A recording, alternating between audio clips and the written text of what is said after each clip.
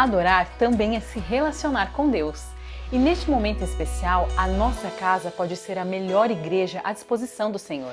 Se podemos cantar, orar e estudar a palavra de Deus, também podemos dedicar a nossa fidelidade a Ele através de nossos recursos. Por isso, para você que já é doador e está se perguntando como fazer isso remotamente, eu quero te lembrar do aplicativo 7Me. Este app é super intuitivo, descomplicado e amigável.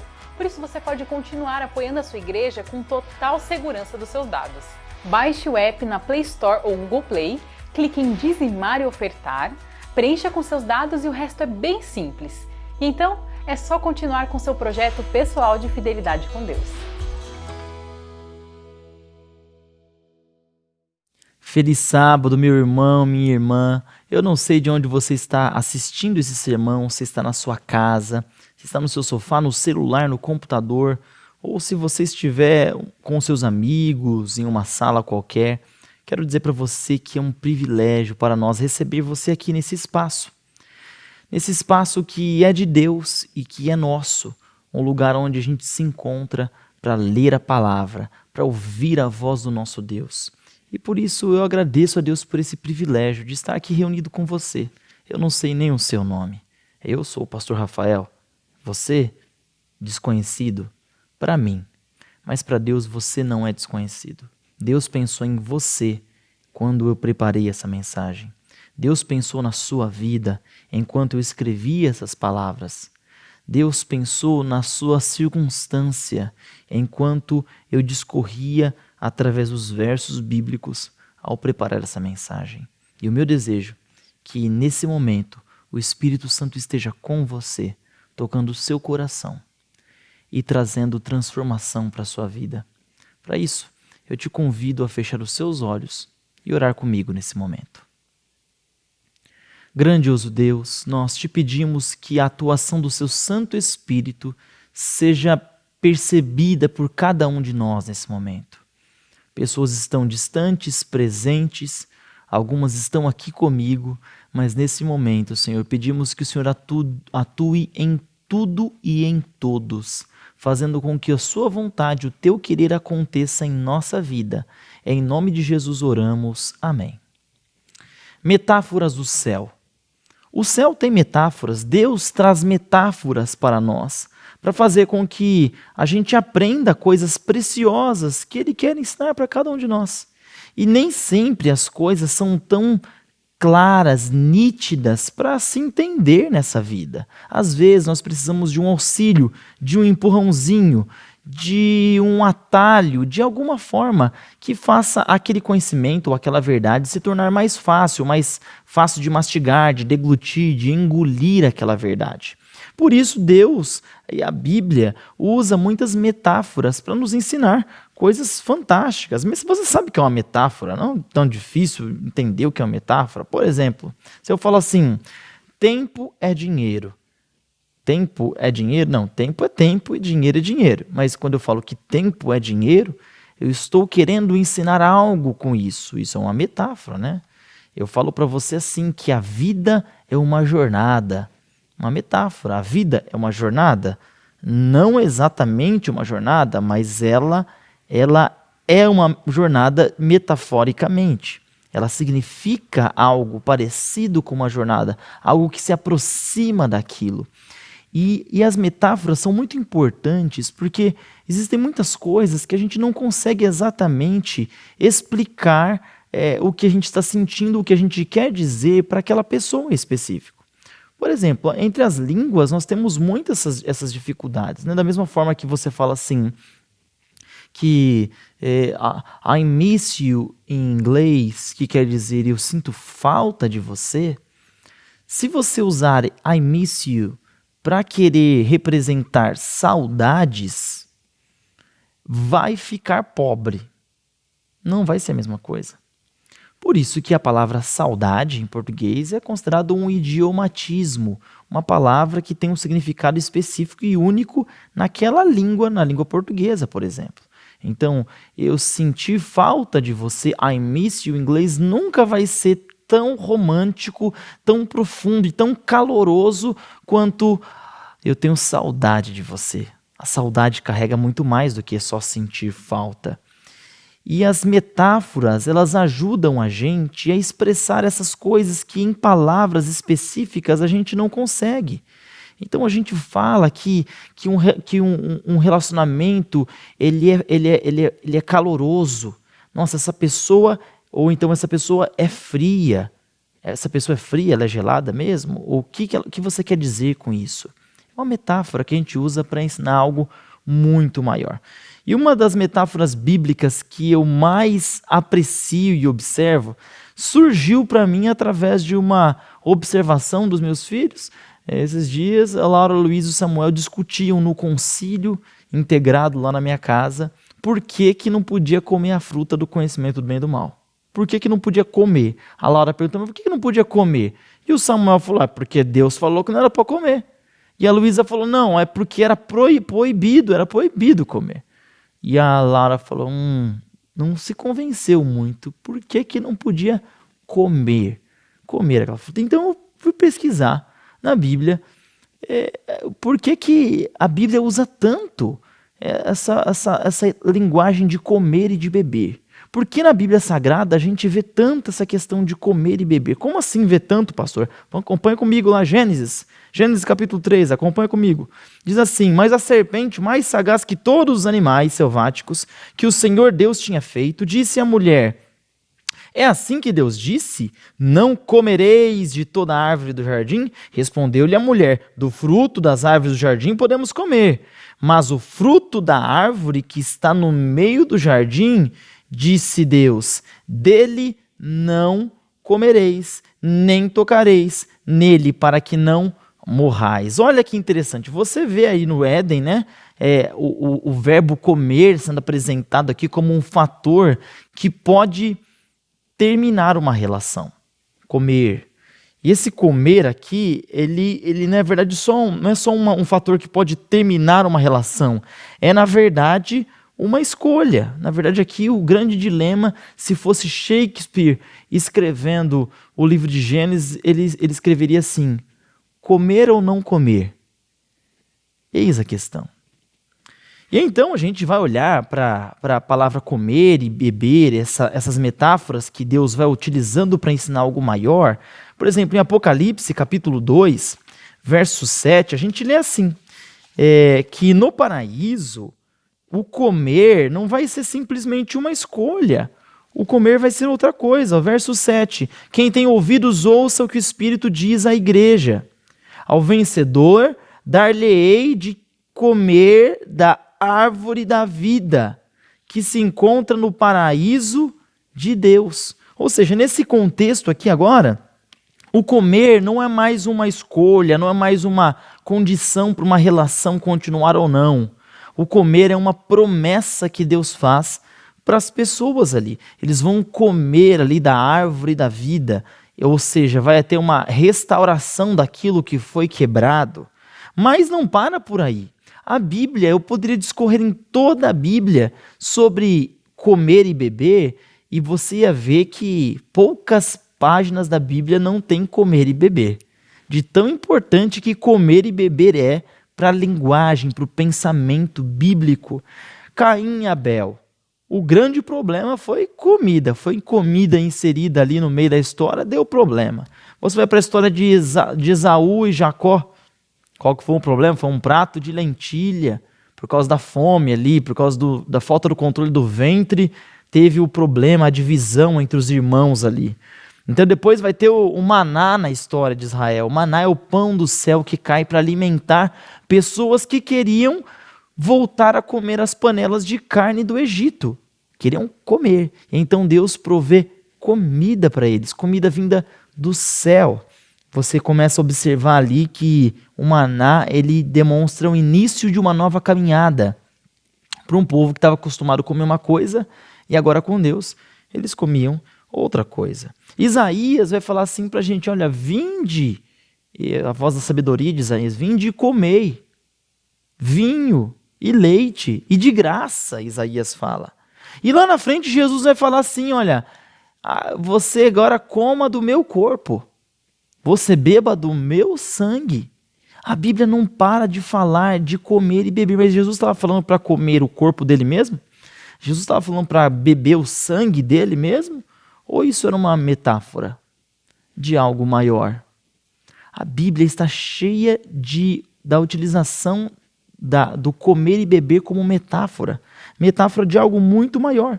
E é importante que a gente entenda isso, porque o comer e o beber, ele é muito importante para essa sociedade bíblica.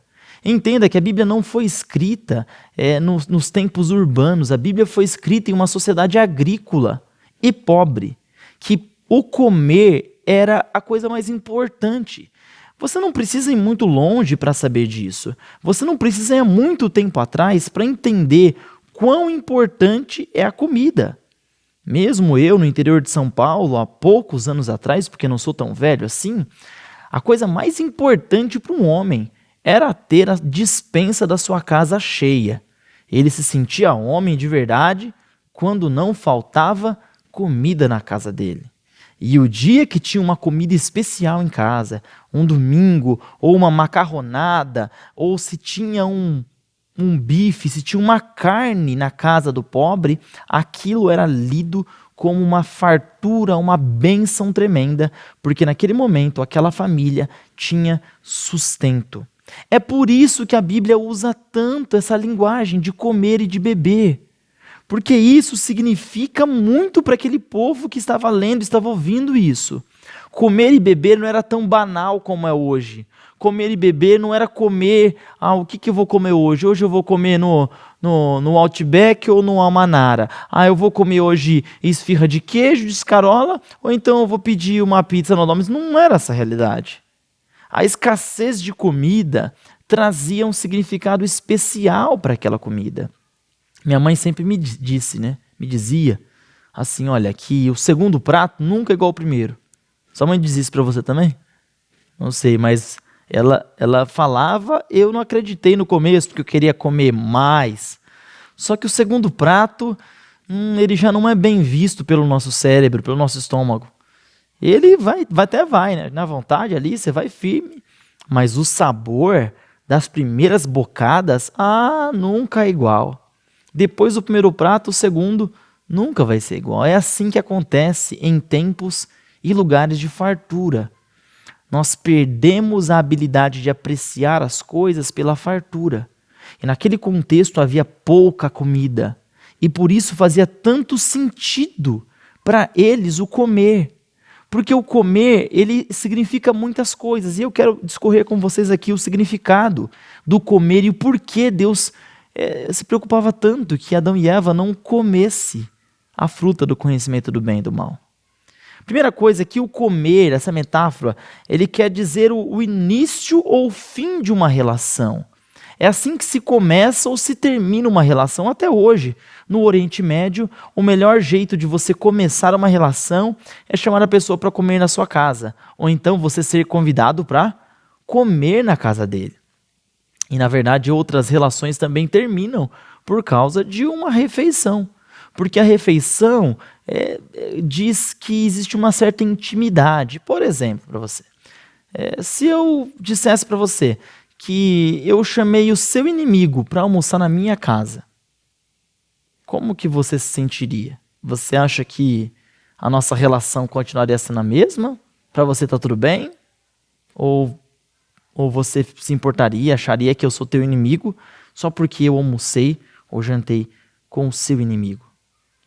Uma coisa não exatamente quer dizer outra. É verdade que sim, eu posso conversar com o seu inimigo e ao mesmo tempo não ser o seu inimigo, não se tornar o seu inimigo só porque eu conversei com o seu inimigo. Mas as pessoas leem assim que uma refeição ou uma proximidade, uma intimidade pode significar uma oposição ou então uma depreciação de uma outra parte. É verdade que as culturas elas leem essas coisas, ela vê que a alimentação ela pode ser o fim ou pode ser o começo de uma relação. Mas o ato de comer e a metáfora de comer sempre vai ilustrar as nossas escolhas. Porque, gente, comer é uma coisa muito importante. Se você comer errado, não tem jeito, o seu corpo vai reagir de forma errada. Se você comer certo, o seu corpo tem a probabilidade de reagir certo também. Existem outros fatores que afetam a nossa vida, mas a alimentação é uma importantíssima. Por exemplo, nos lugares no Brasil onde existe subnutrição, as crianças subnutridas elas se desenvolvem intelectualmente pior, o desenvolvimento é pior do que as crianças que se alimentam corretamente. Porque elas não têm os nutrientes corretos e necessários para se desenvolver, o desenvolvimento infantil ser adequado. Então, o não comer, ele é ruim, mas o comer errado também é ruim. Então, por exemplo, lugares do Brasil onde a utilização de líquidos muito quentes é comum, você vai perceber que existe uma recorrência de câncer no esôfago muito maior. Porque ali existe um hábito alimentar que ele é nocivo. Então, o comer ele representa escolhas, mas não só escolhas de comida, escolhas da vida. Se a gente aprende a controlar a vontade de comer, isso é uma lição para todas as outras áreas da vida. Por quê? Da mesma forma que você tem vontade de comer, você tem vontade de dormir, você tem vontade de eliminar aquilo que você comeu, você vai ter vontades também de beber, né? de beber o líquido, ter sede, né? e saciar essa sede, você vai ter vontade sexual. Todas essas vontades são fisiológicas. O seu corpo pede. Se não está pedindo, está com problema.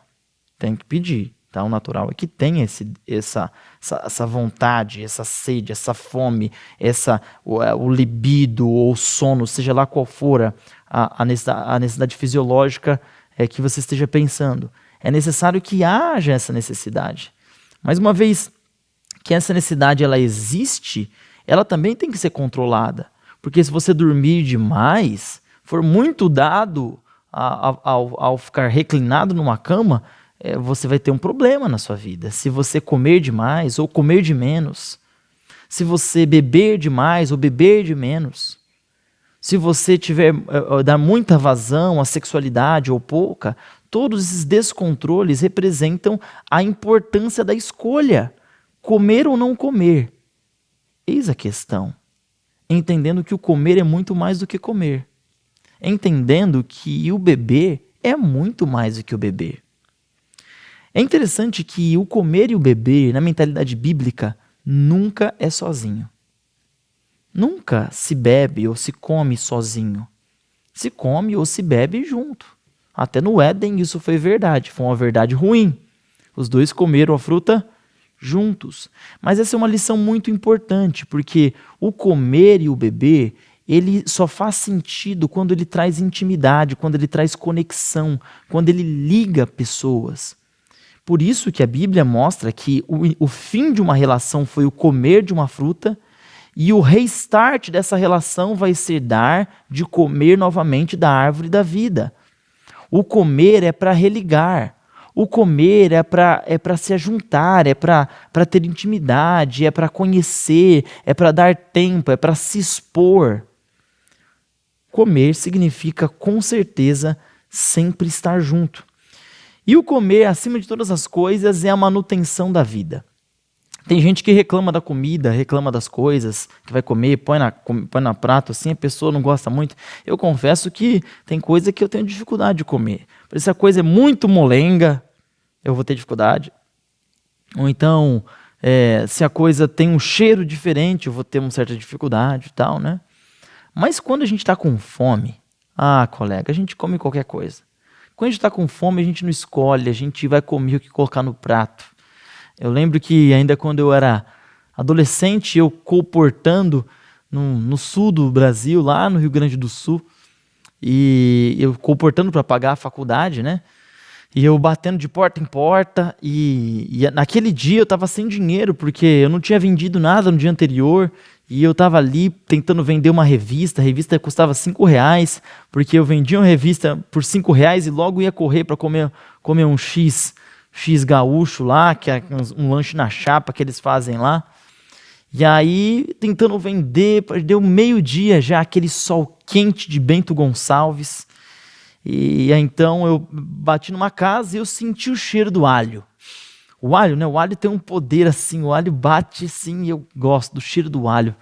O cheiro do alho, mas enquanto eu dava a oferta, oferecia para a pessoa que eu estava querendo vender assim, eu olhava para a pessoa e eu ficava imaginando a comida que estava na casa da pessoa. E a pessoa muito hospitaleira falou assim, é hora do almoço, você quer entrar e comer aqui comigo? E eu falei, é claro, né? Claro, vou entrar, vou comer sim.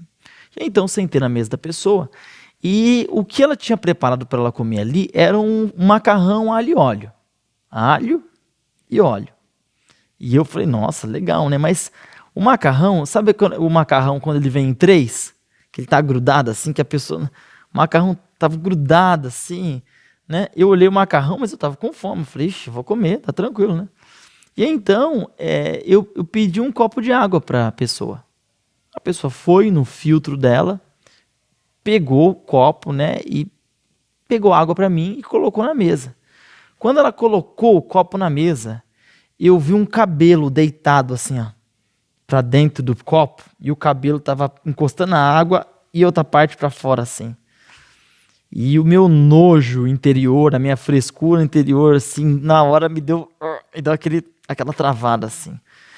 Mas o que eu fiz? Na hora que ela olhou para lá, eu tirei o cabelo do copo, comi o macarrão grudado e também bebi a água com o cabelo, que eu tinha tirado, na verdade, né? Mas no meu cérebro o cabelo ainda estava lá, e a possibilidade de ter um cabelo enquanto eu comia existia, né?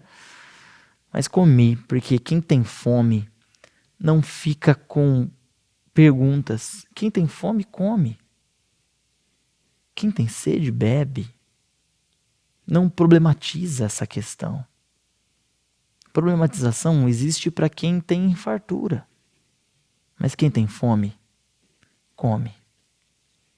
A manutenção da vida é uma necessidade que você tem. Se você tem necessidade de Deus, coma. Se você tem sede de Deus, beba. Não problematize, não crie perguntas, não crie situações para dificultar esse almoço que você precisa.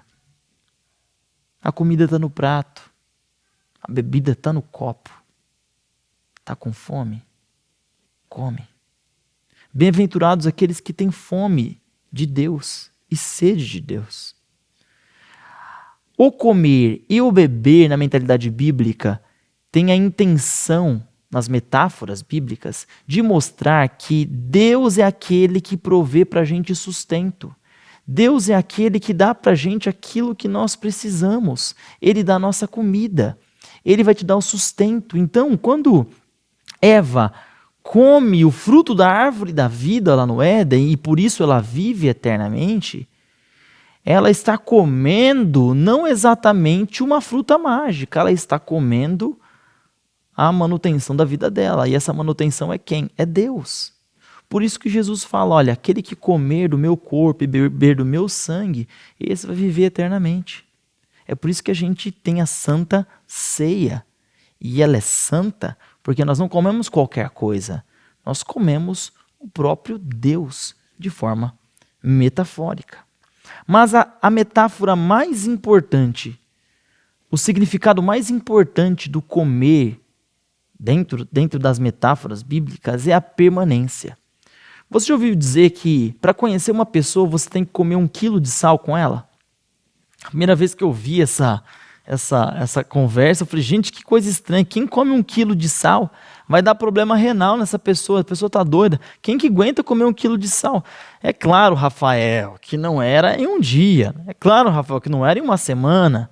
1 quilo de sal demora para comer. Você vai ali, porque você come o sal em pitadas. E aquele quilinho do sal ali vai baixando e passa meses para você comer ali 1 quilo de sal numa casa. Porque conforme você vai comendo com a pessoa, vai convivendo, você vai conhecendo ela. Deus quer comer com você porque Ele quer que você permaneça. Ele prepara a mesa para você ficar. Já foi para uma casa que ninguém te oferece uma água para beber? Já foi visitar alguém, a pessoa não oferece uma bolacha creme cracker? Às vezes a pessoa não tem, aí é totalmente compreensível.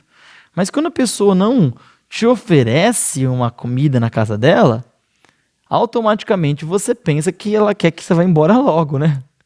E o contrário também é verdade, né? Quando alguém está recebendo alguém na sua casa. Recentemente eu recebi uns amigos lá em casa, então a gente almoçou e tal, e a conversa foi indo, foi chegando até lá umas 5 horas da tarde, foi quase beirando às 6, a gente está no pôr do sol, e aí então eu já falei assim, vamos pedir a pizza. Por quê? Porque eu quero que vocês fiquem. É um sinal. Opa, eu quero que vocês fiquem. Se eu não sinalizo comida nenhuma, é porque eu quero que você vá. Não necessariamente, mas as pessoas entendem assim. Isso fica lá no fundo da cabeça das pessoas. Que quando a gente quer que a pessoa permaneça, a gente coloca comida na mesa, para que ela se sinta ali com condições de permanência naquele lugar. Porque a pessoa não fica onde não tem o que comer. Ninguém fica onde não tenha como se manter naquele lugar. Por isso eu digo para você, permaneça com Deus. O comer do fruto da árvore da vida significa permanência. O comer na mentalidade bíblica significa ficar. Quando Deus fala assim para você, olha, eu vou, Apocalipse 3:20, eu vou entrar e vou cear com você, é porque eu quero permanecer com você. Eu não quero ficar com você. Eu quero ter um relacionamento com compromisso, constância. Eu quero permanecer com você. E eu vou dizer uma coisa para vocês, gente. A coisa mais difícil que existe em nossa sociedade hoje é a permanência. Ninguém quer permanecer no trabalho. Procura outro que ganha mais. Procura outro que te valorize mais. Procure um outro que esteja mais perto da sua casa ali. Tudo isso é legítimo, mas não é difícil ver aqueles homens que trabalhavam 30 anos na mesma empresa, que se aposentavam na empresa que a primeira vez assinaram a carteira dele. Não é difícil hoje ver uma criança estudando ali, depois vai para a faculdade e começa e termina a faculdade? Já viu como é difícil ver um adolescente terminou a faculdade, tem que soltar fogos, porque a maioria para no meio do caminho. Porque a desistência se tornou a principal opção. Um professor meu dizia que é importante ter um poder de iniciativa, mas mais importante ainda, ter um poder de finiciativa, de levar até o final aquilo que você começou. Não desista de Deus. Permaneça com Deus. Talvez a sua vida na igreja esteja difícil, talvez esteja tendo dificuldade de se acomodar, de se ver nesse local, mas permaneça. Existe uma bênção para aquele que permanece, para aquele que é constante mesmo em dor. Quantos casamentos você vê permanecendo? Pessoas permanecendo com o plano que ali estabeleceram no começo. Quantas pessoas você vê aí permanecendo fiéis às suas famílias, às suas crenças? As pessoas mudam, igual um adolescente troca de roupa, toda hora. Sociedade volátil, sociedade que não mantém uma identidade, sociedade fraca. Mas Deus quer que você permaneça, por isso que Ele prepara uma mesa. Por isso que em Apocalipse 3:20 ele diz, eu bato na tua porta, e se você entrar, abrir a tua porta, eu entrarei e eu cearei com você, e você vai cear comigo. E quando eu entrar, eu entro para comer, eu entro para ficar. Eu não entro só para dar um oi, eu entro para ficar. Devolva essa constância para Deus. Devolva essa permanência. Não deixe de vir à igreja. Não deixe de ler a sua Bíblia. Permaneça em Deus. Não deixe de se alimentar daquilo que é divino. Seja ali perseverante. É isso que Deus quer de você. Que você seja constante. Não adianta eu falar para minha esposa que eu amo ela hoje, se eu não desejar e me esforçar para amar ela para sempre. Se eu não prometer e me esforçar um amor eterno, o amor de hoje perde o significado, concorda comigo? Porque eu tenho certeza que ela quer algo para a vida toda e não só um amor para hoje. Mas há quem queira um amor só para hoje. Lamento em dizer que estes amanhã amargarão. Esse amor que hoje nasceu foi lindo, mas não era amor de verdade. Porque amor de verdade dura depois de uma noite. Amor de verdade dura até depois de 1 quilo de sal. O amor de verdade dura até depois da decepção, da maledicência e dos problemas. Amor de verdade permanece. Então, se você tem fome, coma. Se você tem sede, beba. O prato e a fruta que está servida para você é Deus. Cabe a você escolher se você vai terminar uma relação ou se você vai começar uma nova, completamente nova. Posso orar com você? Feche seus olhos. Grandioso Deus, te agradecemos porque no comer e no beber nós queremos louvar o teu santo nome, e no comer e no beber o Senhor abençoa a nossa vida. O Senhor abençoa as nossas escolhas. O Senhor começa uma nova relação conosco. O Senhor permanece em nossa casa.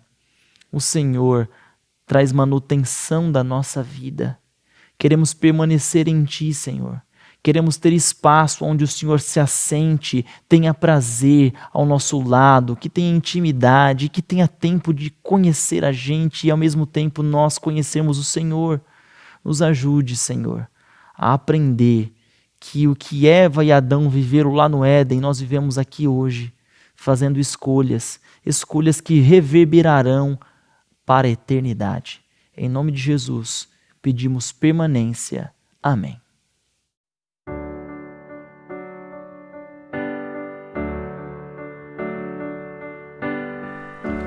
Permaneço em sua graça, na paz e alegria do Senhor, com irmãos compartilhando minha fé.